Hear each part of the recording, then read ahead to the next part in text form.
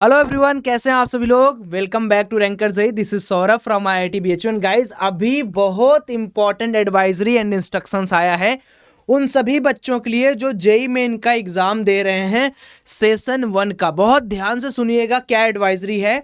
बोला है, dear candidates, we hope that you have downloaded the admit cards are now fully prepare to appear for the JEE Main 2024 session 1 examination on date, shift, course and venue of the test centre as indicated और admit card downloaded from NTA website. अब बहुत सारे बच्चे इसमें ऐसे होंगे जो B planning के होंगे, तो उनका एडमिट कार्ड आ गया होगा। लेकिन जो बच्चे अभी जेई मेन की एग्जाम दे रहे हैं और वो बीटेक वाला पेपर एम्पियर, उनका एडमिट कार्ड अभी नहीं आया है। ठीक है, तो उसमें क्या क्या चीजें आएगा, तो क्या क्या चीजें आपको माइंड रखनी है। Please download your admit card from NTA website. आप यहां से डाउनलोड कर लेना। दूसरी चीज, please check the following as indicated. आप अपना reporting time, gate closing time, date of examination, shift और timing of test, venue of test note कर लो। अब यहां से पूरी कहानी शुरू होती है। कुछ बड़े बदलाव हैं, ध्यान से सुनिएगा। थर्ड है, you should visit the examination centre in advance and familiarise yourself with the location and means of reaching the venue of test on the time. आप पहले पहुंचो, एक दिन देखो, समझो, फेमिलियर हो कि कैसे सेंटर है आपका, कैसे जाना है, जल्दी कैसे पहुंचना है, वो सारी चीजें।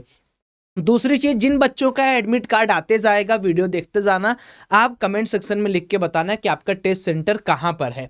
ठीक है, उसके बाद the candidates were advised, red में है तो खतरा होगा। The candidates were advise to register through DigiLocker ABC ID. अब ये क्या है, इसको थोड़ा सा समझ लीजिए। एबीसी आईडी वो आईडी होती है जो आप, मान लो कि मैं किसी इंस्टीट्यूट में पढ़ रहा हूँ XYZ, या मैं किसी ऐसे कॉलेज में पढ़ रहा हूँ जहां पर मेरी कोई आइडेंटिटी कार्ड बनी हुई है, तो आपको अथोराइज करना पड़ता है किसी भी पर्टिकुलर अथॉरिटी से डिजी लॉकर पे जाकर। डिजी लॉकर पे आप जाएंगे तो सारा का सारा चीज वहां खुद आपसे मांगेगा। आप जैसे ही एबीसी आईडी पे क्लिक करेंगे, एक फंक्शन होता है डिजी लॉकर पे, वहां पर आपको वो खुद देगा कि अपना रोल नंबर लिखो, अपना एप्लीकेशन नंबर लिखो, अपना जो डेट ऑफ बर्थ है वो लिखो, और आपको फेच करके डेटा विद इन आधे घंटे के अंदर आपकी एक एबीसी आईडी बन जाएगी। Those candidates who did not register through DigiLocker ABC ID और choose authentication through non Aadhaar option needs to report early on the day of examination at least 1 hour to get their biometrics recorded. देखो, अब सरकार ने system बनाया है, आपकी इच्छा, आप चाहते हो ना यार ये सब लफड़ेबाजी मैं नहीं कर पाऊंगा, आप आधार कार्ड, अपना ओरिजिनल आधार कार्ड जो आपका कलरफुल हो, और उसकी एक कॉपी भी ले लेना साथ साथ में, ताकि हैजल फ्री एंट्री आपको मिले। एक कॉपी करवा लेना, एक अपना ओरिजिनल ले लेना, और आराम से आप 1 घंटे पहले पहुंच के वहां बायोमेट्रिक करना जैसे पहले होता है। तो बहुत बड़ा अपडेट उसमें कुछ है नहीं।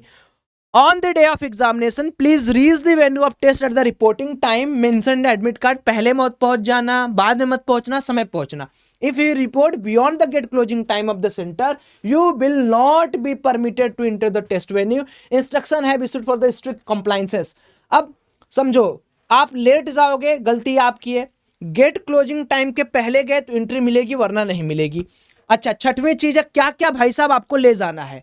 आपको ये सारी चीजें ले जानी है। एडमिट कार्ड एनटीए की वेबसाइट से क्लियर हो। आपको प्रेफर किया जा रहा है कि कलर निकाल लीजिए 10-15 रुपए के, देखिए A4 साइज पे 1 पासपोर्ट साइज फोटो, ये काफी मैंडेटरी है दोस्तों, एक बढ़िया सा। और हाँ, कोशिश क्या करना, यहां तो लिखा ही है कि same as uploaded with online application. अब देखो, इसका मैं आपको सबसे बड़ा बात बताता हूं। जेई मेन के एग्जाम में भी वही फोटो इस्तेमाल करनी है आपको, एंड सेम यही फोटो आपको जेई एडवांस के फॉर्म में भी इस्तेमाल करनी होती है। तो ये चीज पहले से इंश्योर कर लें कि आप जो भी फोटोग्राफ अपनी लगाए हैं जेई मेन के एप्लीकेशन टाइम पे, जिस दुकान पर या जिस मोबाइल में आपके है सेव, उसकी 12-15 कॉपी ले। बिकॉज सेम कॉपी आपके ड्यूरिंग काउंसलिंग और एडमिशन प्रोसेस में भी इस्तेमाल होगी, दूसरी फोटो नहीं चलेगी, पहले ही ध्यान रख ले। वैलिड आईडी प्रूफ में आप PAN card, driving licence, voter ID, Aadhaar card, PAN card, e Aadhaar, ration card, 12th class की मार्कशीट वगैरह सब कुछ लेके आप जा सकते हैं। Please note that ID card issued by school, college, university, coaching centre, Aadhaar enrolment receipt without Aadhaar number and photo copies और इमेज स्टोर्ड और mobile phone not be accepted, ये याद रखिएगा।